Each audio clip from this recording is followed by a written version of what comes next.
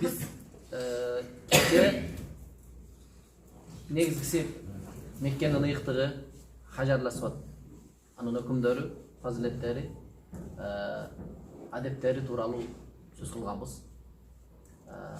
Бүгүнкү теманы дуа боюнча кылабыз дегенбиз. Дуанын мааниси, фазилеттери, анан кийин кандайча дуа кылыш керек, кимге, кантип, кимдин дуасына алган кызыктар болуш керек, анан кимдин дуасынан этият болуш керек. Негизгиси ушул. Бүгүнкү сөздү мен пайгамбарыбыз саллаллаху алейхи вассаламдын сиздер жөнүндө айткан бир сүйүнчү хадиси боюнча айтам. Пайгамбарыбыз саллаллаху алейхи вассалам хадисте мындай дейт: Аль-худжаж вал-муътамирин вафдуллахи. Иза да'ауху ажабаху. Ва иза истагфаруху фагафараху. Караңыздар, сиздер жөнүндө айтылып аткан хадис. Ажылар жана умрачылар Аллахтын делегациясы. Вафд деп, вафдуллах деген сөз Аллахтын делегациясы. Себеби мен бу жерде азыр орусча термин кошулгандай болуп атат да. Делегация. Делегация деген кыргызча маанисин таппадым да. Балким ушундан дагы биздин журналисттерибиз дагы, биздин расмийлерибиз дагы балким ушундан улам делегация сөзүн делегация деп эле кабылданып жүрөт. Ушундай болуш керек. Себеби мааниси мындай. Делегациянын мааниси делегат же болбосо делегация дегенде атайын бир расмий иш-чаралар үчүн түзүлгөн же расмий коноктордун курамыны делегация деп коет. Мисалы, президенттин делегациясы. Жакында Саудияга сапар кылып кетти биздин президентибиз. Же болбосо Эмиратка келип кетти. Бияктарда жазганда учурда вафд Саадат Жумхурият Кыргызстан, Раис Жумхурият Кыргызстан, Кыргызстандын урматтуу президентинин делегациясы деп кабарларда шундай жазып атты да. Вафд деген сөз ушундай. Вафдулла. Бул деген сөз Аллах Тааланын ажылар жана умрачылар Аллахтын делегациясы. Делегаттар, же болбосо делегаттарды биз расмий иш-чараларда гана колдонобуз. Башка жерлерде колдонбойбуз. Башка жерлерде жамааттар, топтор, ушундай дейбиз, туурабы? Расмий иш-чараларга келген атайын жамааттардын, чакырылган коноктордун курамыны делегаттар дейбиз. Же делегация. Ажылар жана умрачылар Аллахтын делегациясы. Расмий иш-чарага келген конокту, атайын чакырылат. Анын орду бар, анын вазипасы бар, милдеттери бар. Туурабы? Мисалы, бир курултайга чакырсаң Кыргызстанда, курултайга келген делегат, курултайдын делегаттары чакырылганда аты менен чакырылат. Мисалы, Лейлектен, Атбашыдан, Сузактан, башка райондан мисалы келген делегаттардын аттары жазылган. Атайын бир анын элдин арасында кадыр баркы бар. Эл менен мамлекеттин ортосунда кадыр баркы бар. Бир маселе чече ала турган, колунан бир иш келген адамды чакырат. Ана келгенде делегаттар өздөрүнүн вазифасы бар. Өзүнүн айылындагы, райондогу, областтагы өзүнүн келген чөйрөсүдөгү проблемаларды айтып, маселелерди айтып, ошону чечүүнүн жолдорун алып келип талкуулап курултайда мисалы.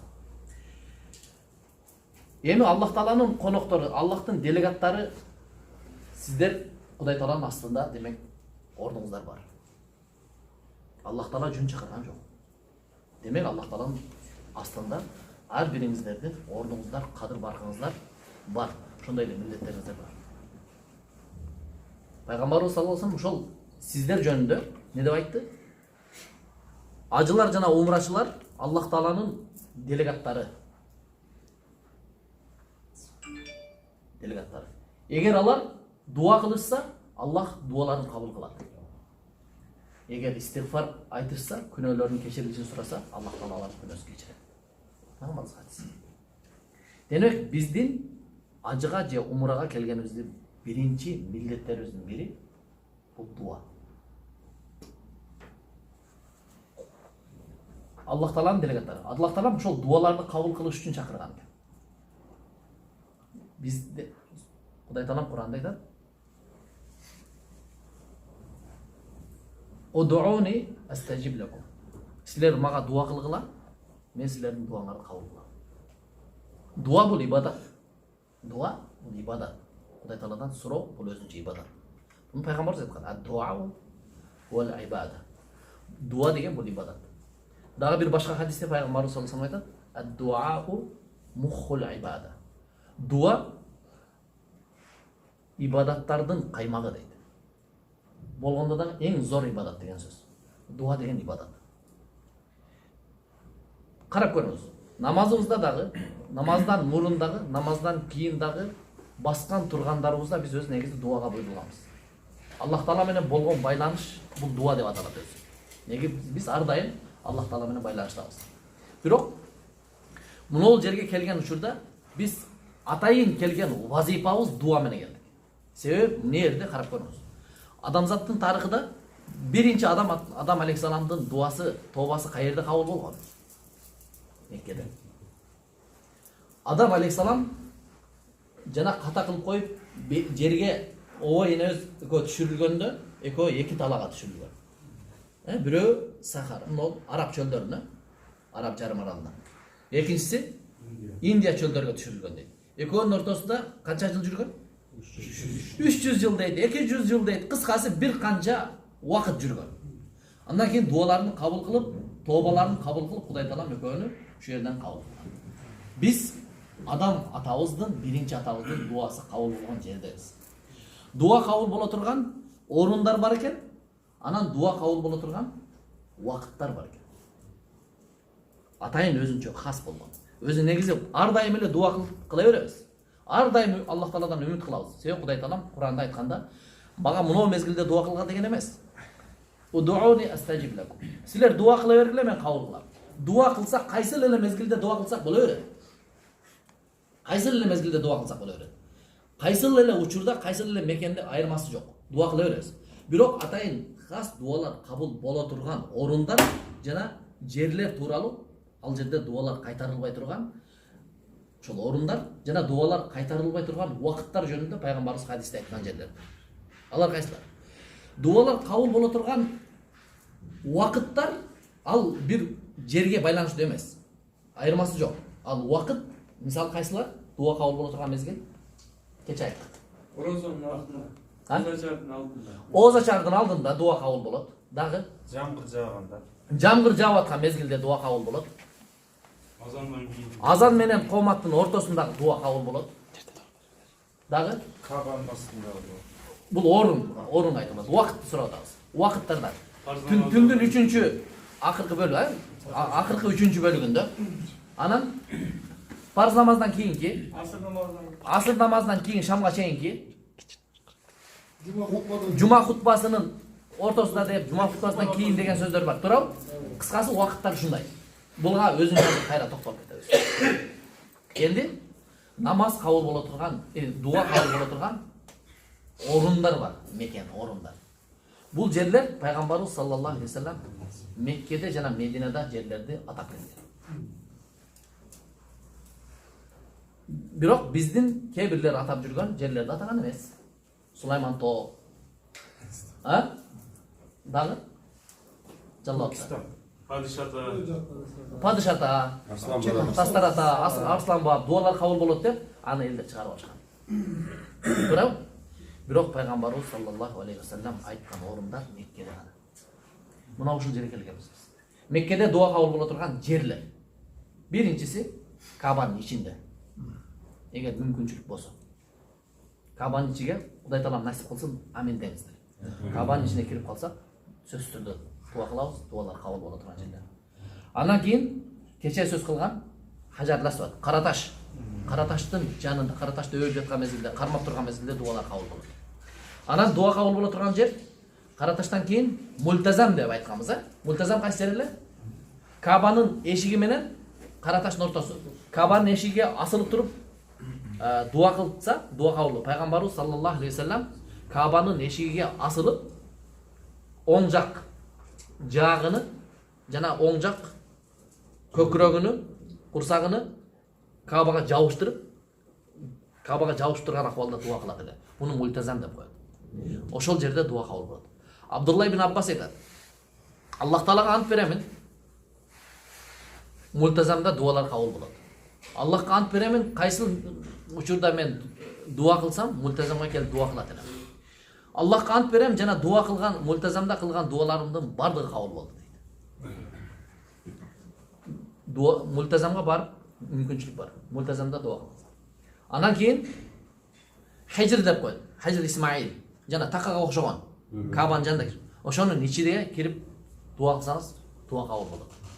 Колдон келсе кирип 2 рекат намазды окуп, анан дуа кылыңыздар. Айша энебиз пайгамбарыбыз саллаллаху алейхи вассаламга келип, "Я Расулаллах, мен Кабанын ичине кирип намаз окуп келип жатат" десе, пайгамбарыбыз колунан жетелеп алып барып, ошо жакка киргизип, "Мына жерге кирсең, Кабанын ичинде намаз окугандай болосуң." Себеби Кабанын ичи да чындыгында. Себеби Ибрахим алейхиссалам курганда, ошонун фундамент ошондон курулганда. Бирок муну курайштыктар оңдоп куруп аткан учурда, жана сел алгандан кийин, кайра куруп аткан учурда адал каражат жетпеген үчүн ошол жерден токтотуп коюшкан. Кийин кайра ал улантылган эмес. Ошон үчүн Кабанын ичинен эсептелет. Мизап деп коет, Кабанын үстүндө шаркыратма турат го. Ошо шаркыратманын астында дуа кабыл болот. Бул мезгилде дуа. Тавафта матаф деп, таваф кылчу жер бар. Таваф кылып жүргөн учурда дуа кылыш керек. Бул жерде дуа кабыл болот. Макам Ибрахим алейхиссалам кадамынын изи турат. Ошонун жанында жана артында дуалар мустажаб, дуа кабыл боло турган орундарда.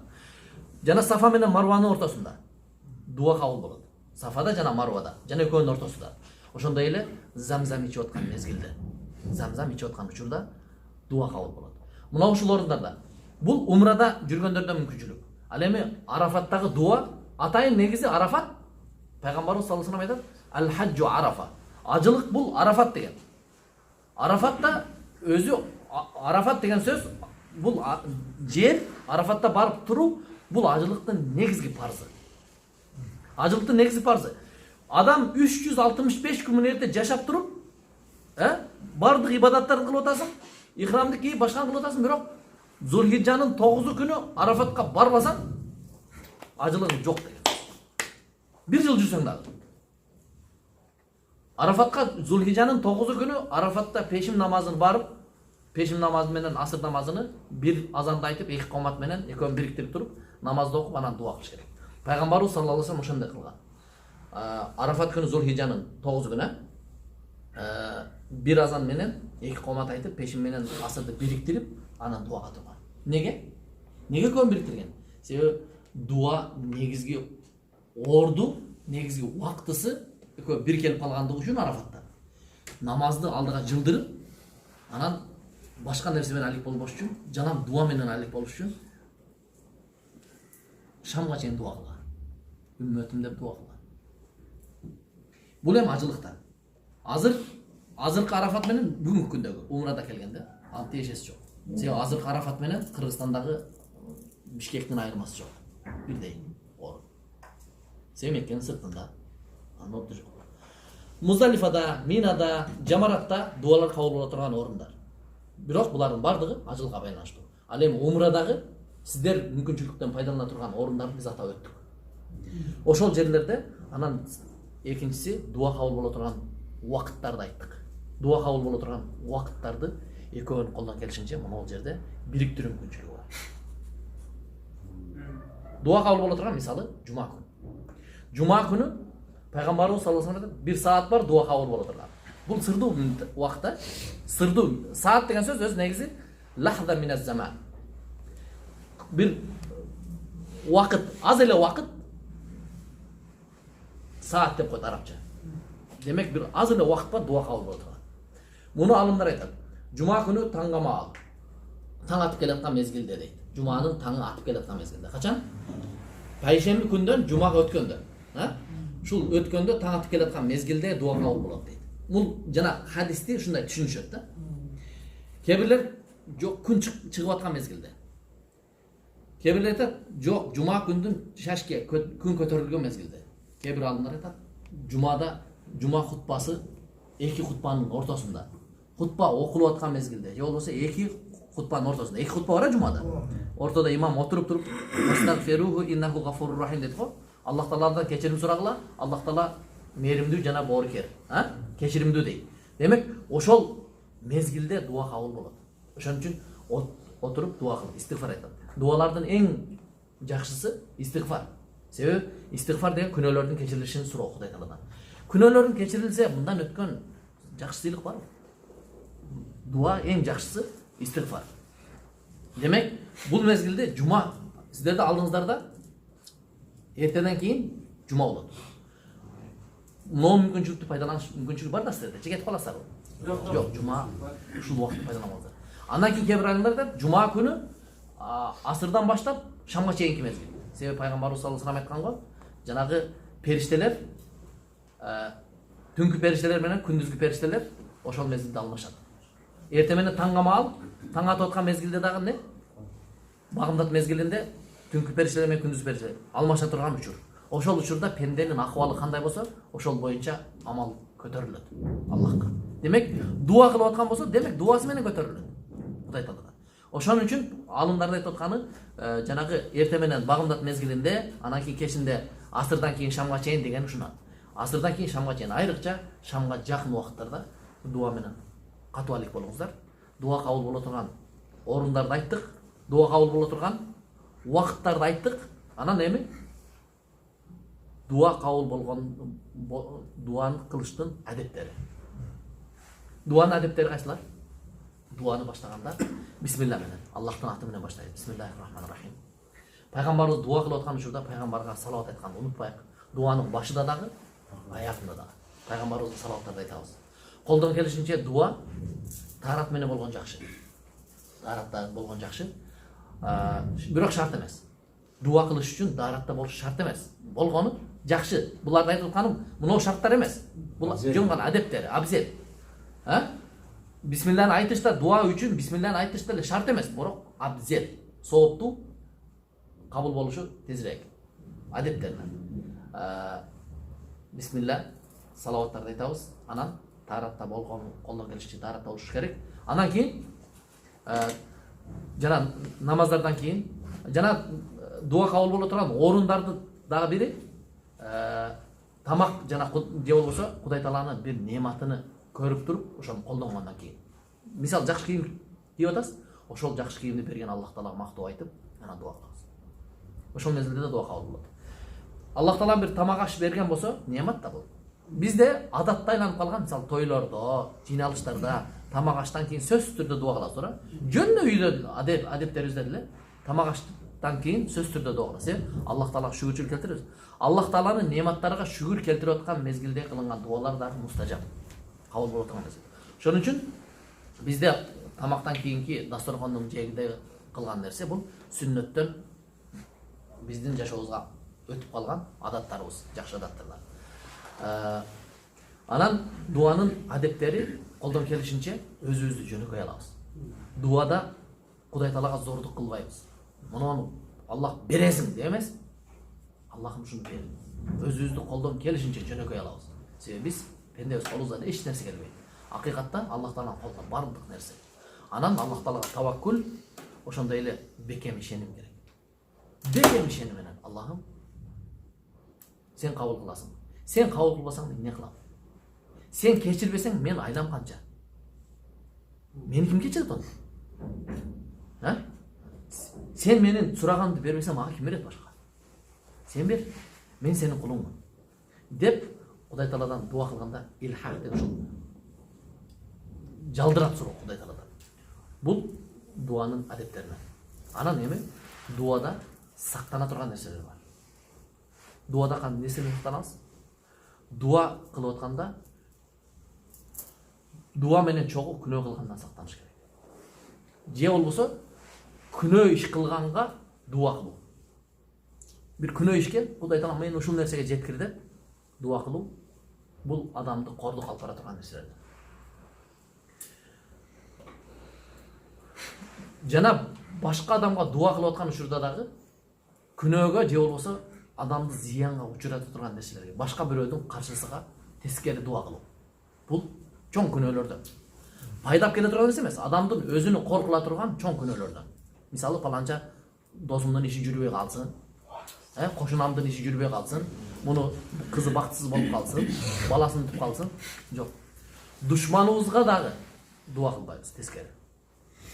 Бир гана шарт, душманга дуа кылынат качан? Муну кунут деп коет.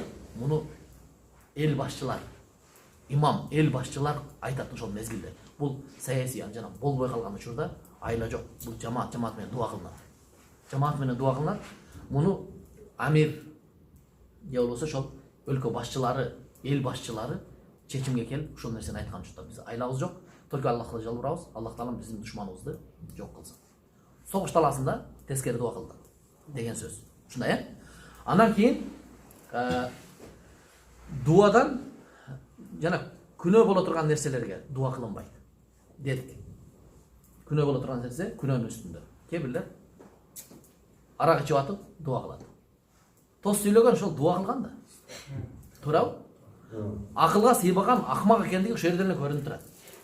Өзү арак деген нерсе арам биринчиден, экинчиден ден соолукка зыян. Бирок аны кармап ден соолук сурашат. Шайтан кээ бир нерселерди, туура нерселерди алып барып туруп, туура эмес көргөзүп коет экен. Туура эмес нерсеге колдонуп коет. Мисалы, замзам ичип атканда дуа кабыл болот дедик, Замзам ичип атканда дуа кабыл болот. Пайгамбарыбыз саллаллаху алейхи ва саллям мау замзам лима шуриба лаху. Замзам суу кайсыл максатта ичсең ошого жеткирет. Кандай максатта ичсең? Эгерде курсагым тойсун деп, тамак болсун деп ичсең, тамак болот. Ооруга шифа болсун десең, шифа болот экен. Замзам. Пайгамбарыбыз саллаллаху алейхи ва саллям бир сахаба менен Мадинада замзамды ичип турган, дуа кылып ичип турган сахабаны карап турат да, бүткөндөн кийин барып колунан кармап, не деп дуа кылдым десе, Аллахым, кыямат күнү элдердин күнөөсү, элдер өзүнүн күнөөсүгө жараша, өзүнүн териге чөгүп бараткан кезде мени чаңкатпагын. Душмандарым чаңкаган учурда мен чаңкатпагын деп дуа кылдым десе, ажаба. Сенин дуаң кабыл болду. Дуаң кабыл болду. Ушинтип дуа кылалы. Дуа кылганда кичинекей нерселерди, бул дүйнөнүн эле кызыктыктарын кичинекей нерселерди суроо эмес. Мейли кичине нерселерди сураш керек. Бирок чоң акырет күнү, кыямат күнү Кудай таалам шарманда кылган. Аллахым, кыямат күнү элдер душмандарың, элдер суусаган кезде мени суусатпа. Душмандарыңдын жүзү кара болгон күнү менин жүзүмдөн нурдуу кыл. Аллахым, кыямат күнү душмандарыңдын амал китептери, күнөөкөрлөрдүн амал китептери сол колдон берилип атканда менин амал китебимди оң колумдан бер, алдыман бер. Аллахым, душмандарың шерменде болуп аткан учурда мени шерменде кылба. Замзам ичип атканда болсун жана дуа кылып аткан учурда. Замзам ичип атканда сөз келген учурда айтып кетейин, замзамды өтө көп ичиңиздер. Замзамды пайгамбарыбыз саллаллаху алейхи ва саллям кызыктырган, пайгамбарыбыз өзү кабыргасы керилип кеткенге чейин ичет эле дейт. Тоюп ичиш керек замзамды. Замзам демек ден соолукка шифа болот. Бул мен башымдан да өткөн, убакыттын кыскалыгынан бул нерсени айтпай коеюн. Тажрыйба, бул мен жеке эле менин башымдан өткөн нерсе эмес. Бул аалымдар том китеп болуп калып кеткен. Замзамды бирөөлөр тамак катары ичкен, кээ бир аалымдар муну шифа катары ичкен, кээ бир адамдар дуа катары ичип илимде ийгилик сураган, кээ бирлерде илимий ийгилик болуп берген замзам. Кыскасы, замзамдын да пайдасы өтө көп. Замзам өзүнчө сөз кыла турган тема бул өзү. Замзам. Бирок сиздер ушул орду келген үчүн биз дуанын арасында айттык. Дуа кылып аткан учурда замзам менен дуа кылганда унутпаңыздар. Кыргызстанга алып кетип аткан максаттарыңыздар да ошол да. Кыргызстанга алып кетип аткан максатыңыздар да ошол. Алып барып ошол дуа алыш керек. Алар дуа кылсын, аларга шифа болсун, алардын дуасы кабыл болсун деп замзам алып кетип атасыздар. Андан кийин дуадан кимдердин дуалары кабыл болот? Ушуга карап, кимдин дуасы кабыл болот? Дуасы кабыл боло турган кээ бир адамдарды пайгамбарыбыз айткан. Дуасы түз кабыл боло турган. Пайгамбарыбыз саллаллаху алейхи ва саллям айтат, 3 түрдүү адам бар, алардын дуасында тоскоол жок. Кабыл болушунда да эч кандай күмөн жок. Алар биринчиси сиздер мусафирлар. Мусафирлардын дуасы сөзсүз түрдө кабыл болот. Экинчиси ата эненин балага кылган дуасы. Үчүнчү мазлумдун залымга кылган дуасы. 3 адамдын дуасы. ата эненин дубасын алганга шашылалы. Ата эненин каргышына калып калбайлык. Ата эненин каргышына калып калбайлык. Ата эненин дубасын алганга шашылалы. Ата эне кандай дуа кылса ошол, ыраазы болуп дуа кылса, ыраазылыгы, наразы болуп каргыш кылса, каргышы кабыл. Андан кийин мазлум деген ким? Кордук көргөн, бирөөдөн зулум көргөн. Кантип? Же муш менен? Муш менен кордук көргөн, бирөөгө күч менен тартып алган мүлкүнү, күч менен окутпай койгон, күч менен отургузбай койгон, бирөөдөн кордук көргөн кыскасы. Ошол кордук көргөн адам, демек кордук бул зулум деген нерсени анан кээ бирлер түшүнөт экен. Бир эле ушу күчкө колдоно алгандар бар, түшүнгөндөр бар экен. Рекеттер, залымдар дегенде баш кесерлерди рекеттер түшүнүп, андай эмес. Анан чоң нерселерди түшүнгөндөр бар. Кордук көргөндөр деп чоң иштерде гана кордук көрүп калат. Жок. Зулум деген кичинекей майдан нерселерде да зулум болот. Майда мамиледе да зулум болуп калышы мүмкүн. Булардан этият бололу. Тескери залымдын пайгамбар саллаллаху алейхи иттaqi da'watal mazlumi. Мазлумдун дуасынан сактангын. Fa innaha baynahu wa baynallohi la hijab. Мазлумдун дуасынан сактангын, анткени мазлумдун дуасы менен Аллах Тааланын ортосунда тоскоол жок. Сөзсүз түрдө калды. Анан дагы эки түрдүү адам жазасы бул дүйнөдө тирүү кезде берилет. Ушул эки түрдүү адам кылган амалынын күнөөсүнүн жазасын алмайынча бул дүйнөдөн Аллах Таала жанын албайт. Алар кимдер? Ак болгон. Ата энесине ак болгон. Ата энесине ак болгон деген ата энесинин каргышына калган деген сөз. Ата энеси балалыктан кечип салган. Мен сендей балам жок. Кудай сактасын. Мен сендей балам болгондон көрө болбогону жакшы деп ата энеси каргышына калган деген сөз. Мунун жазасын Кудай Таала бул дүйнөдө бермей сайын албайт экен жанына. Ошол ата энеси ак болгон баланын. Экинчиси залымдын. Бирөөгө кордук көргөн залымдын жазасын Кудай Таала бул дүйнөдө жазасын бермей сайын албайт экен. Ушулардан сактанабыз. Анын дуасынан алардын эмесинен сактаныш керек. Кыскасы булардын дуасынан сактанабыз. Анан тескерисинче ушул ата энебиздин дуасын алганга шашылабыз. Анан салих инсандардын дуасын алганга шашылабыз. Салих инсандар. Кудай Таалага же кээ бир авлия деп койсок мурда, олия кишилер. Салих ар дайым мындай карап жүрүсүз да, байкайсыз. Анын ар дайым намазга бекем, ар дайым Кудай Тааланын буйругуна бекем. Демек, ар дайым Кудай Тааланын рахмат эшигин ачып алган. Кудай Таалага колун көтөрсө, Кудай Таала кабыл кылат. Ушулар дуасын алганга шашылат. Алып барып берип, колуңуздан келген анча садагасын берип, дуасын алып, васила деп коет. Ушулардын дуасын алганга шашылыш керек. Негизгиси ушулар. Дуанын маанисин айттык, фазилеттерин айттык, дуа кабыл боло турган орундарды айттык, дуа кабыл боло турган убакыттарды айттык, дуанын адептерин айттык. Анан кийин Мекке жалпы дуа кабыл боло турган жер. Меккеде кыялданыңыздар. Демек, Меккеде сиздер жалпы эле негизи Меккенин өзү ичи дуа кабыл боло турган орундар. Меккенин ичинде дуа кылганга аракет кылыңыздар. Жана сөзүбүздүн башында айттык эле, ажылар жана умрашылар Аллах Тааланын делегациясы. Алар эгерде дуа кылса, дуасын Кудай Таала кабыл кылат.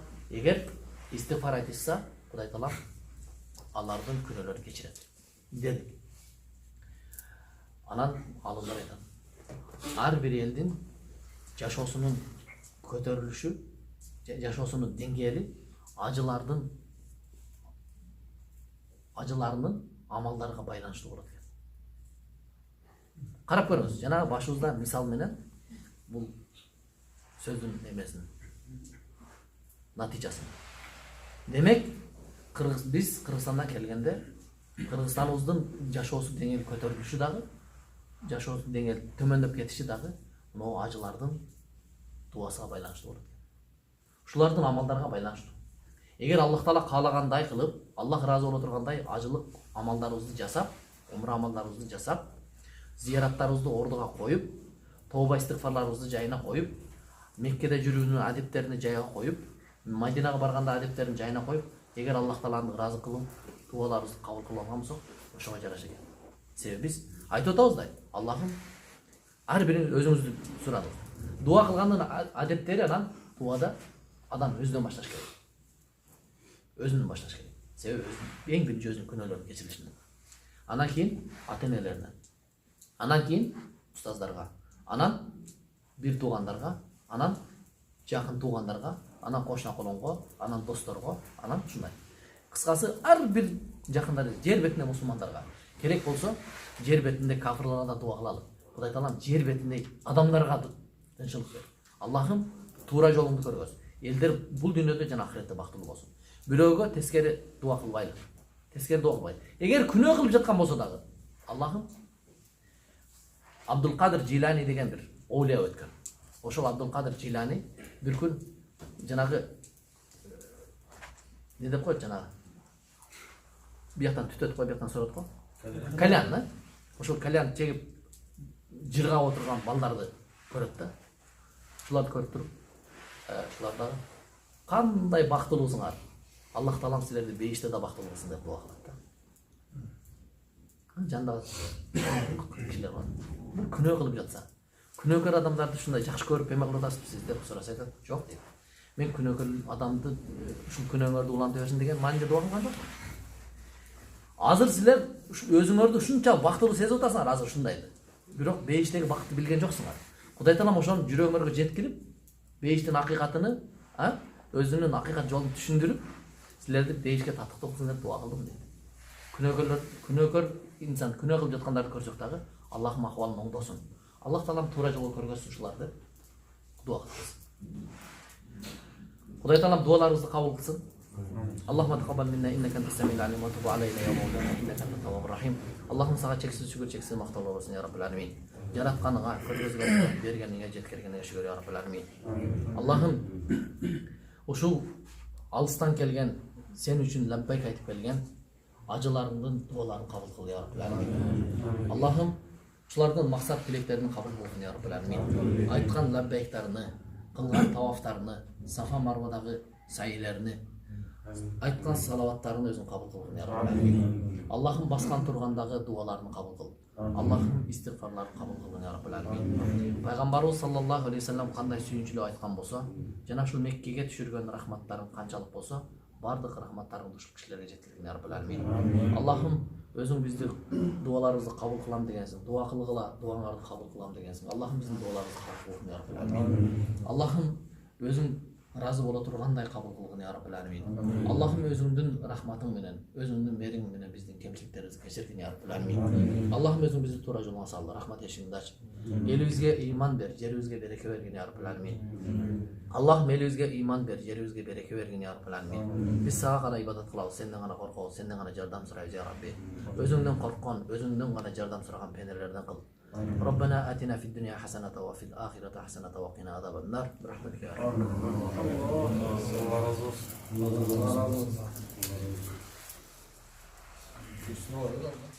Kölömü boyunca mınçaga mınça koşsa bolot деген атайын көлөмү жок. Алып барып 5 литрди аласыздар, алып барып 5 тоннага куюп койсоңуздар боло берет. Бул замзам болот. Анан сааттарыны ар ким ар кандай айтып жүрөт. 24 сааттан кийин уюп калат экен. 48 сааттан кейін уюп калат экен, 72 сааттан кейін дейт. Муну мен бул боюнча атайын хадис же аят окугандан кийин, же алымдар китебин окугандан кийин бул нерсени айта албайбыз. Бирок негизгиси пайгамбарыбыздын көрсөтмөсү, сахабалардын асарлары бул боюнча бар. Кошсо боло берет. Алып барып кошуп, жеткирсеңиз боло берет. Жеткириш максатта кошосуз. Анан кийин муну уюп калды деп алып барып бизнес кылып сатыш үчүн уюткан болбойт ал. Damı özgürlüğü. Damı özgürlüğü. Замзам дамы өзгөрөт. Özgürlüğü. Кошулганда сөз түрдө кошулган менен кошулбагандын айырмасын мисалы мен ичкенде билем. Замзамдычы. Дамы да өзгөрөт. Болгону айтып атпаймынбы? Просто замзам сиз ал көп замзам өкүмүн алат да. Бир тамчы. Таза соғып Ушундай. Ушун үчүн мисалы эмени кичинекей айранды сүттүн ичине салып жиберсеңиз, ал айран болот. Ушундай эле. Кошкондо бул күнөө эмес. Кошкон. Бул айтып атпаймынбы, тескерисинче пайгамбарыбыз көргөзмөсү, бул сахабалардын көргөзмөсү боло берет. Кошуп эме кыла бересиздер. Бирок көнөмүдө анан мынча грамм кошуш керектин дозасы жок. Бүт денени жууса болот. Денени жууса да болот, жуулса да болот. Болот. Пайгамбарыбыз саллаллаху алейхи вассалам азыр эми буякта кыйыныраак, бирок баары бир ошо эме ылайыкташтырып койгон. Пайгамбарыбыз тавафтан кийин барып, замзамды башынан ылдый куюп алат эле.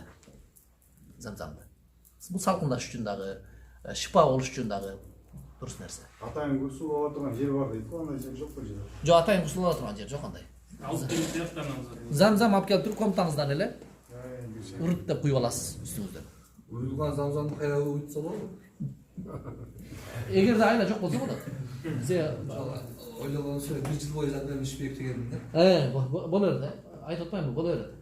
Кылсаңыздар боло берет, чемес. Баягындай да, мисалы үчүн апардым 5 литрге уюттум. Түгөнүн дегене дагы башка коюп койдум. Ошентип. Сен андан көрөкчө 5 литрди алыңыздар дагы 1 литрини жана 40 литрлик филакка берилче. 1 литрин куюп коюңуздар. Калган 4 литр калат. Жок, түгөнүн Ал төлөнгөндөн кийин кайра ошентиңиздер. 5 литр легенда бир açıp legenda zor уютулганбы? Мен аны билбейм. Кээ бирлер уютулган дейт, кээ бирлер таза замзам жеткен дейт, аны мен билбейм. 30 сом болбосо керек. Аны уютулган деп эле сатып. Уютулган деп сатып атышат. Анан муну мен Эмедеги ал печати менен барып атат да. Уютулган деп эле сатат. Печат менен барса, биякна барса октобойт. Мен анысын чынында билбейм. Бир убактарда алып кетип аткан бияктан жана 10 литрлик бир чыгып атканда, бияктан алып барып сатып аткан $50 канчадан сатып аткан? Центральный вичте бирок Ал кымбат болуп эме кылып атат. Суу айныбайт деген чынбы замзамды? Кандай? Суу айныбайт дейт го замзам. Замзам айныбайт. Канча турат? Замзам канча турса айныбайт. Себеби мен бияк келгенге чейин нарында бир дунган байкеникинен ичкем. 12 жыл болду деген ошондо. Дагы бир ажыныкына барганмын, 12 жыл болду деген да. Андан кийин мен бияка келгенден бери кече айтпадым, 15 жыл болду. Өзүм 8 жылдыкты өзүм алып баргандан 8 жылдыкты ичкен күндөрүм да болду. Замзам такыр бузулбайт. Ал идиш айырмасы жок. Идиштики жыраш идиште турабы, банкада турабы айырмасы жок. Флягада турабы айырмасы бузулбайт экен. Замзамдын касиети ушундай. Мына дуа боюнча дама баягы кичине кээде күмөн болуп калат го. Кабыл болобу, кандай болот, ошо күмөндү кетириш үчүн эмне кылыш керек? Күмөндү кетириш үчүн күмөн кылбаш керек. Жок, күмөндү кетирген Кудай Таала аятта айтып атса, сен дуа кыл, мен кабыл кылам деп атса. Эмнеге күмөн болот? Андан кийин пайгамбарыбыз мынол жерде мынол дуа кабыл болот деп ошол орунда айтса, мынол дуа кабыл боло турган убакытта айтса, мынау адамдардан дуа кабыл болот деп кабыл боло турган эмелерди айтса, дуаны кабыл дуа кылганда кайсы нерседе дуа туура кылып атасың болду. Негизгиси ар бир нерседе мына эрежени билип алыңыздар. Бул жалпы эреже. Бардык ибадаттар үчүн жана ар дайым. Амалдар кабыл болуш үчүн 2 шарт бар. Биринчи шарт кайсы? Yakın. Туура болуш керек. Жок, биринчи шарты туура болуш керек, амал. Туура, шариаттагыдай болуш керек. Шариатта көргөзүлгөндөй болуш керек. Derecesi. Мисалы, намазды айтту, намазды өзүң билгендей эле же теңирчилер көргөзгөндөй эмес. Теңирчилер кантип намаз окуйт? Билесиздерби? Алардын китебинде ушундай жазылат. Бир колун көтөрүп, бир колун ылдый түшүрүп, артына коюп, бир бутун көтөрүп алып дуа кылат. Мисалда. Алар оюна келген нерсени чыгарып алганда. Демек, оюңа келген нерсени чыгарган, оюңа келгендей ибадат кылсаң болбойт деген сөз. Намаз окуунун эрежелери бар. Парз, важип, сүннөттөрү бар. Муну ушундай кыласыз. Мисалы. Арам адал деген нерсе бар. Арам нерсени кылып алып туруп, Аллахым ушуну кабыл кыл десе болбойт ол. Тескерисинче күнөө да. Кыскасы амалдар кабыл болуш үчүн биринчиси шариатта көргөзүлгөндөй туура болуш керек. Экинчиси ихлас болуш керек. Ихлас, ихлас менен. Намаз окуткандагы халиса лиллах таала, Аллах халисан лиллах деген сөз. Аллах ыраазылык үчүн, чын дилимден деген маяк. Аллахтын ыраазылыгы үчүн. Башка үчүн эмес. Бардык амалдарда, дуада болсун, намазда болсун, орозодо болсун, садака берип атканда болсун, ихлас керек. Ихлас биринчи шарты. Амалдардын, демек, кабыл болушунун негизги эки шартынын бири ихлас, экинчиси туура болуш керек. Дуа кылып атканда да ушундай. Демек, туура кылып атасызбы дуаны? Жанагындай күнөөгө дуа кылбадыңызбы? Же болбосо күнөө аралаштырып дуа кылбадыңызбы? Мисалы, арак ичип атып дуа. Бул туура эмес деген сөз. Анан экинчиси ихлас менен кылыңыз, болуп бүттү. Ал сөз түрдө кабыл болот. Дуа кабыл болот, дуа төрт түрдө кабыл болот экен. Биринчиси дуа момент кабыл болот экен. Ошол замат кабыл болот. Дароо кабыл болот. Экинчиси бир аз кечигип кабыл болот. Ал деген сөз өзүнүн убактысы менен, себептери менен. Түшүндүңбү? Үчүнчүсү дуа кечигип кабыл болот. Кечигип кабыл болот. Кээ бир нерсени сиз сурагансыз 1 жылдан кийинки. Бирок умрага келейин дедиңиз. Эндиги жыл кышка да ниет кылдыңыздар, туурабы? Же Рамазанда ниет кылдыңыз. Бул Рамазанда болбой калды. Мен дуам кабыл болгон экен дебеңиз. Мүмкүн Рамазандан кийин ажылыкка кабыл болуп калат. Мүмкүн ажылыктан кийинки умрага кабыл билбейсиз да себептерди. Азыр деле кээ бир көпчүлүгүңүздөр кокусуна келип калгандар бар, туурабы? Мурда кыялдан эле жүргөн, бирок кокусуна келип калгандар. Кудай билет качан алып келип коюшун. Сиз ушундай сыяктуу эле дуа кечигип калды. Бир канча кеч. Кээ бирлер дуа бул дүйнөдө сиз сураган нерсе, бул дүйнөдө белгиси көрүнбөшү мүмкүн. Кабыл болгон эмес да. Акыретке калтырып кеткен. Неге? Акыретке мындан да артып берет. Артып берген учурда аны ошол результатын көргөндөн кийин ушунун дуанын результатын. Аллахым, мен дуаларымдын баарын эле кабыл кылбай койсоң болмок экен деп калат деген инсан. Ошон үчүн дуада результатын көргөнгө шашпаш керек. Себеп аны көрөм деген шашылган шайтандын иши. Жерде шайтан ыйманыңызга доо кетирет. Көрдүңбү, сен жөн эле ора болот. Акча кетирип, садака берип, анан мындай кылып, анан жана дуанын адептерине дуан кылган учурда садака берип.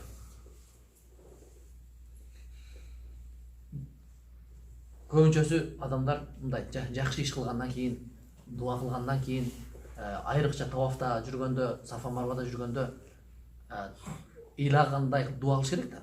Ыйлап дуа кылган андан жакшы. Ыйлагандан адам тартынбаш керек. Анан бизде бир түшүнүк бар экен, психология. Эркек адам ыйлабаш керек дегенчи. Себеби мага 2009 жылы, 2013 жылы бир татар жигит келди Кыргызстандан. Анан заводу бар экен, өзүнүн фабрикалары бар экен, кийим тикке башка кылган. Анан бияга умрага келип, ал мезгилде умрачы деген жок эле. Биз ал убакта умрачыны кимдер умрага келди десе санап койот элек. Быйыл Атакул келди, Асылбек келди, Жантөрө келди деп элечи санап койот элек. Мына 10 манжа жетет эле да. 1 жылдын ичинде келгенге. Жетет эле. 10дан ашпайт эле деген сөз. Көп болсо. Ошо бир татар жигит келди. Анан келип биякта мен бир Кудай жолунда курбандык кылмакчымын, төбө соём деп чыкты. Айттым, төбө сойгоның менен төбөнү биякта ишин жебейт. Себеби биз жатаканада студенттер семья үй бүлөлөрү турабыз да. Жалаң орта азиялыктар. Орта азиялыктар төбөгө курман эмеспиз. Андан көрөчө бир бука сой. 30 семьябыз бар. Жакшы деп анан бир бука сойду. Анан таркатып берди балдарга. Анан өзүнүн тагдырын сүйлөшүп отуруп, анан өзүнүн немесин айтып берди да. Көрсө, жанагы байлыгын бүт тартырып коюптур.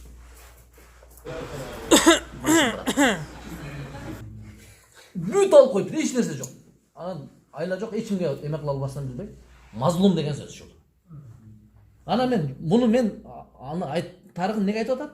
Жанагы дуанын адептерин айтып атканда шундан чыгарып атпайбы? Шун деп анан мазмунун дуасы кабыл болот. Шун башка десе анан айтып берип атат да. Анан дуанын адептерини ыйлап дуа кылыш керек. Таң калып атат да. Ыйласа болобу депчи. Неге болбойт? Сен аялыңа ыйлаган жоксуң да. Аллахка ыйлап жалдырап сураш. Бул пайгамбарыбыздын сүннөтү, ыйлаш керек. Дуа кылгандын адептерине бул ыйлаган. Ыйлап сураш керек. Таң кал, мен эркек адам ыйлабаш керек дегенден улам, балам өлүп калганда да ыйлаган жокмун дейт. Анда келер, бу жака келерден 5-6 ай мурда 8 класста окуган баласы каза болуп калган экен. Тогурупчу. Ага да ыйлаган эмесмин дейт. Ушундай беген бармай жүрөт. Анан кетти, дуалардын адептерин жакшы үйрөтүп койдуң деп, андай болчусу мени кайра бир умрага ниет кылдырып келишет. Машина менен алып барып Айшенез мечитине ихрам ниет кылдырып кел. Келип дуа кеткен. Умраны кылды, эжеси өлгөн болчу. Умраны кылып берип учуп кеткен. Бир аптадан кийин бизде революция болуп кетти. Бакиев кетти. Анан кийин ажылыкта жанагы бир ошол жылы ажылыкка барсам эле, ажылар келди. Ажылардын арасынан бирөө чуркап келди. Карасам ошол жигит жанагы кудум революцияны ошол жасаганда дуа кылып эле, дуа менен ал барыкча уже революция болуп кеткен да. Бул бияктан барыкча максимум чыгып кеткен экен да Кыргызстанда. Аны күчө бирип калды. Анан айтып атпайбы? Сен айтып ушинтип бизге революция өзү жасагандай. Балким биз билбейбиз да. Балким ошол мазлумдун дуасы кабыл болду. Балким ошонун дуасы менен. Кудай таалам кудуреттүү. Биз билбейбиз аны. Кимдин дуасы менен, кимдин аракети менен, кимдин кайсыл себеп менен экен, бул билбейбиз. Бирок биз Кудай тааланын кудуретин билебиз. Биз дуа кылабыз, Аллах таалам дуабызды кабыл кылат. Ихлас менен дуа кылабыз. Күмөн болбосун. Енді дуа кылып атканда өзүңөн жаш чыкпай ыйлап алсаң эмнесин негизи? Азыр ошону айтайын дедим эле. Жана сөзүм ошондон баштап кеткан. Садака бериш керек. Садака жүрөктү жумшартат. Садака бериңиздер. Садака ооруларга шифа болот. Эгерде иш жүрбөй аткан болсо, же оорудан Кудай Тааладан шифа сурасаңыз, кандайдыр дуа кабыл болуш үчүн дагы, же болбосо көздөн жаш чыгып жүрөк жумшартыш үчүн садака бериш керек. Садака колдон келишинче садака бериңиздер. Бул боюнча эми кыссалары узун. Садаканын бабында угуп жүргөнсүздөр. Бул боюнча анан истигфарды көп айтыш керек. Истигфарды көп айтып, анан садака бериш керек. Аллах разы болуп жүрөп эле жана кичинекей балдар жүрөт экен да ошол жерде акчасы. Ошолорго берсең эле өтө берет. Боло берет. Садаканын эмеси жок. Өзүнүн сиздин мүмкүнчүлүк ал. Кудай таалам берген нерсе сиздин мүмкүнчүлүк. Ошого жараша бере бересиз. Абзели? Абзел. Анан кийин садака бергенде садаканы мындай карап бересиз да. Кимисиге берген абзелдер ак. Мисалы, Сууну сиңген жерге. Сууну сиңген жерге бер.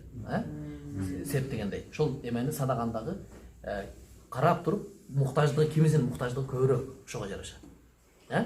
Мисалы, Меккеде мурда суу берген соо көп болгон. Меккеликтерге ажыларга суу берүү боюнча пайгамбарыбыз канчалаган хадистерде айткан. Меккеликтерге суу берген. Себеби Меккеде сууга муктаждар көп болгон да. Же болбосо ажыларга тамак берүү боюнча. Мурда ажылар тамак жеткен эмес. Азыр андай эмес. Азыр тамак арзан, анан жеткиликтүү. Суу тамактар жеткиликтүү. Ошого жараша карап көрөсүздөр. Мүмкүн болушунча кимде кандай муктаждык барында карап көрүп бере бересиздер. 5-10 реал, 20 реал башка болсо, бул үчүн анан кийин кайер муктаждык экен деп издеп жүрбөй, ошонун деңгээлиге жараша берип кое бересиздер. Андан көбүрөөк башкараак кылам десеңиздер, мисалы, андан көп болсо, мисалы, студенттер бар, талип илимдер бар. Жөнөкөй адамга тамак алып бергенден көрөкчө, ошол студентке китеп алып берген жакшыраак. Неге? Студенттин өзүгө тамак ашынан көрө, ага китеп алып берген жакшыраак. Неге? Себеби ал китеп кала турган. Жеке өзүдөн көрө дагы башкаларга окуганга жете турган мүмкүнчүлүктөр бар. Ошол жеке пайдадан көрө көпчүлүктүн пайдасын да эсепке аласыздар. Адамдарга алып барып, мисалы, садака деп аш берет да бизде. Аш берип, азыр төө коюп, ортого соорундарды, машинелерди сайып, квартираларды коюп, улактарды берип, чачып таштап атат да.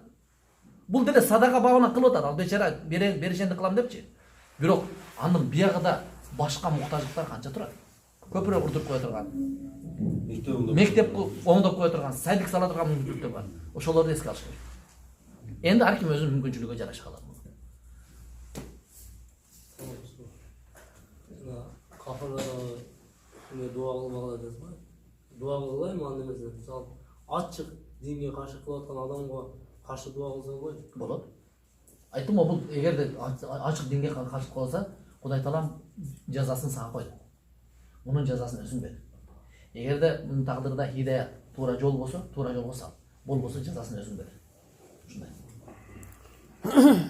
Айтам. Телефонда нөмірін қойып, ажып барсаң дуа қылып қойды. Эми айда қанша деген адамдар айтып алады да. Бардығын біріктіріп түрлер, бір айтып қойып, дұрыспы жоқ, осы айтқандардың бардығы эми аманат болып отыр да бардына. Бардығы не бар керек. Айтқандарға бұл шарт емес, әр бірінің атын айтып шарт емес. Бирок сізде мүмкіншілік бар әр бірінің атын айтқанға дағы. Себеп дегенде Меккенің ішінде көп жүреді сіздер. Емеден кіргенден баштап телефонды таштап қойсаңыз көп нәрсеге жетішесіз. Телефон бәле қалған нәрсе шул жаман емеге да. Өткенде біздің президенттің делегациясы келді. Жана депутаттарымыз өмірінде бірінші жол келді. Бирок шығып бара тұрып эмеге кыстарып қалған телефонды. Ихрамға келіп, ихрамнан суырып алып эле телефон менен алек да. Жаныбызда көпчүлүк экен алар 50-60 киши экен. Жанында жеткендерге айтып аттым. Аке дуа менен алек болуңуз, биякта көбүрөөк дуа кылыңыз. Тавафтын жанында жүрөсүң. Телефон менен мүнөт атат, эртесин көрдүңөр го? Facebook жайнап келди. Ол паланчы депутат умрага барыптыр. Бул жер саясий эмен көтөрө турган жер эмес. Кебирлерден укканбыз, жакшы. Кебир президенттикке кандидаттыгын коюп жүргөндөрдөн да укканбыз. Келип мына жерде Кабан жанында шериги президент болуп кетиңиз деп дуа кылса, антип дуа кылбай, мен onun үчүн келген эмесмин. Мен onun үчүн келген эмесмин. Мен сенен ушинтип дуа кыл дедим. Дегендерин укканбыз. Жакшы. Мага президенттик бере койду. Эми дуа кылганда сурай бересиз Кудай Тааладанчы. Болгону саясий карьера үчүн телефонго тартып, өзүң мен мына жакта жүрөм деп айтып, ибадат бул үчүн эмес. Айттык го жана, ихлас Аллах Тааланын ыраазылыгы үчүн болуш керек берди. Башка үчүн эмес. Жалпы үммөт үчүн, элдин пайдасы үчүн болуш керек. Анан дегеним максат эле, эгерде башыңыз башка нерсе менен алек болуп калчу болсо, максатыңыз башка нерсе менен болуп калса, жанагы адамдарга дуа кылыш эстен чыгып калат. Алаксытып коет сизди телефон. Ошон үчүн кебирлер телефонду таштап койот экен. Комнатага таштап коюп, мен ибадатка келгенмин деп барып, жалаң ибадат менен болот. Демек дуа кылат. Аты атасаңыз түгөнүп калат. Мисалычы, атын ар бир атыңыз, мен барып тавафта канча адамдын атын айтып саласыз. Баланчы дуа кылган болчу, муну президент сураган эле, муну кызын турмушка чыга албай жүрөт эле, муну үйүнөн албай жүрөт эле. Ар бирин билесиз. Муктаждарды көрөсүз. Таваф бар, Сафа Марва бар, Замзам бар, дуа кабыл болуп турган орундары бардыгында дуа менен. Сафа менен Марванын ортосунда неге сүйлөшөсүз? Туурабы? Ол кыссаларды, анекдотторду комнатада келгенде айткыла, же Кыргызстанда айткыла, саясатты Кыргызстанда келгенге чейин сүйлөгөнүңөр, кийин баргандан кийин да сүйлөп беришесиз. Мисалычы, саясий маселелер. Биякта дуа менен, ибадат менен убакыт даже 15 күн эмес, лепке 10 күн экен. Общий бардык дуа менен. Анан дуа кабыл болуп турган Майдинада дагы пайгамбарыбыздын кабырынын жанында дуалар кабыл болот. Пайгамбарыбыздын кабыры менен минбарынын жанында бейиштен бир бакча бар. Пайгамбарыбыз менин минбарым менен кабырымдын ортосу бейиштен бир бакча деген. Бейиш бакчасы. Бекирге намазды окуп, дуа кылгандар экен. Жашыл килем, Майдинге килем. Кудай буйрса, Майдинага барганда Майдинадагы кыла турган амалдар жана адептер боюнча өзүнчө сабак аракет кылабыз буйрса. Макулбу? Азыр эми убакыт болуп калды. Бир суроо берсем болобу, ама? Азыркы суроого тиешелүү да. Мен кээде баягы маалымат берүү максатында телефонго алаксып калгам да. Дуаларым кандай болот? Зыяратым кандай болуп калат? Телефонго алаксып, бирок телефонго алаксып ар дайым эмес да, кээде. Ар дайым эмес. Кээде эч нерсе эмес. Сен өзүң ишиңде. Бул кээде бул. Ар дайым эмес. Мен айтып аткан максат, кебирлер болгон убактысыны ал байкуш айтып атпаймынбы? Тавафта келди, телефонду көтөрүп, жете айланганда жетөөндөрдөн телефонду көтөрүп жүрөт. Жанагындай тескерди, адепти канча адептерди бузуп атат жерде. Таваф Кабаны артына салып алган, мында селфи кылып, аялыга көргөзүп атат, балдарга көргөзүп атат, башка кылып атат.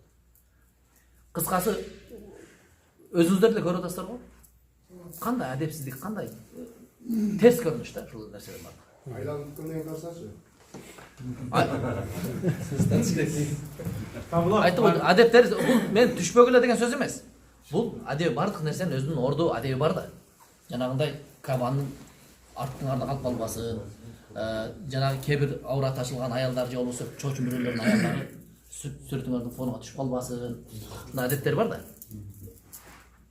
Ниет кылып. Акыркысына. Аха. Мына айтып турсайсыз, ушул Меккеде дуалар кабыл болот депчи. Бул бизге шанс экен. Дуа кылып калышат. Бир дуа кылдыңыз. Мына бизде Асыл деген жигитибизге. Ушул кыздан 40 баланы жалгыз өзү спонсор ушуга алып келди. Ушул балага жакшы дуа бериңиз, көп иштер жакшы иштер кылып жүрөт ушундай. Баягындай жакшы иштерди. Ушул баатырын ушул бала өзү баштап алып келди. Ушул балага дуа бериңиз, шанстан пайдаланып. Анан намаз окуйт да убакта. Азыр муктажыбызга чейин чечип берип атат да өзү. Бир тамак бардыгын чейин сол өзү карап атат. Былтыры Рамазанда өткөн ороз эмес, анан мурункусунда Алтынбек Сулайманов келген эле. 17 классташын алып. Бардыгын жол кирилер төлөп бардыгын алып келген да. Ошондо булардын кыссасы кийин айтып берейин. Айтып эле, субханалла, бизде Кыргызстанда демек келечек алдыда депчи. Сизде уже 40 кишиге чыгыптыр, машалла. Аллах таалам кабыл кылсын. Аллахым кабыл кылсын. Мындан дагы көбөйтсүн. Кудай таалам арттырып бере берсин иншалла. Бергендердин Кудай тааланын жолунда бергендердин Кудай буйрса сообу бул чексиз нерсе. Муну менин убадам эмес, Кудай тааланын өзүнүн убадалары бар. Пайгамбарыбыз саллаллаху алейхи вассаламдын убадалары бар. Кудай таалам ушул берген убадаларга жеткирсин. Аллахумма тaqabbal minna innaka antas samiul alim wa tub alayna ya mawlana innaka antat tawwabur rahim. Аллахым бардыгын өзүң көрүп турасың, я Раббил аламин. Сен билип турасың, я Раббил аламин. Сенин жолуңда, сенин ыраазылыгың үчүн кылынган жакшылыктарды сен өзүң рахматың менен кабыл кыл, я Раббил аламин. Ушул жигиттердин башын бириктирип, өзүңдүн жолуңда сенин үйүңө зиярат кылып келген ушул Асылбек жигитиңди өзүң асылдардан кылгын, я Раббил аламин. Аллахым атыга жараша асыл жигиттерден кылгын, я Раббил аламин. Мал дүйнөсүгө береке бер, халал рызык бер. Бала чакасыга, урпактарына чейин өзүң береке бергин, я Раббил аламин. Ата-энелердин да күнөөлөрүн кечиргин, я Раббил аламин. Раббим ушул жигиттин кылган жакшылыктарын себеби менен бизге окшогон күнөөкөр пенделердин да күнөөлөрүн кечиргин, я Раббил аламин. Аллахым ушул жигиттердин дуаларынын урматы менен биздин жана ушул жигиттердин туугандарынын, дуа кылган инсандардын бардыгынын дуа тилектерин, максаттарын кабыл кылып күнөөлөрүн кечир, я Рабби. Өзүң сен ыраазы болгон, я Раббил аламин. Аллахым сенин алдыңа сен ыраазы болгон абалда барышыбызды насип эткин, я Раббил аламин. Аллахым пайгамбарыбыз саллаллаху алейхи вассаламдан, анын сахабаларынан кандай ыраазы болгон болсоң, бизден дагы ушул жакшылык кылган жигиттерден, Асылбектен да өзүң ыраазы болгон. Ошолордон пайгамбарыбыздан ыраазы болгондой, сахабалардан ыраазы болгондой бизден да ыраазы бол. Аларды кантип жолуккан болсо, бизди да ошолордун кадамынын үстүндө тирилткин, я Раббил аламин. Rabbana atina fid dunya hasanatan wa fil akhirati hasanatan wa qina adhaban nar. Bi rahmatika ya